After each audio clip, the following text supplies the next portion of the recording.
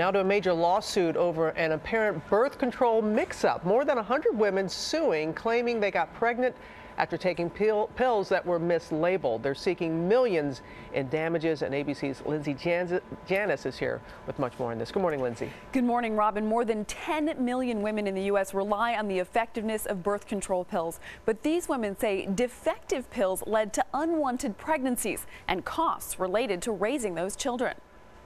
This morning, 113 women are suing 4 different companies that either made or packaged birth control pills. In a lawsuit, the women claim that the pills from drug maker Qualitest were packaged in the wrong order, rotated 180 degrees, so that the placebo pills were taken at the wrong time of the month, leaving women without adequate contraception and at risk for unwanted pregnancy.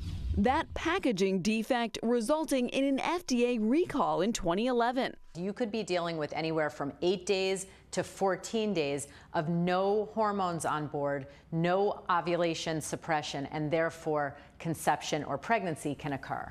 The women are seeking millions of dollars in damages, some asking for the total cost of raising a child through adulthood, including the cost of education.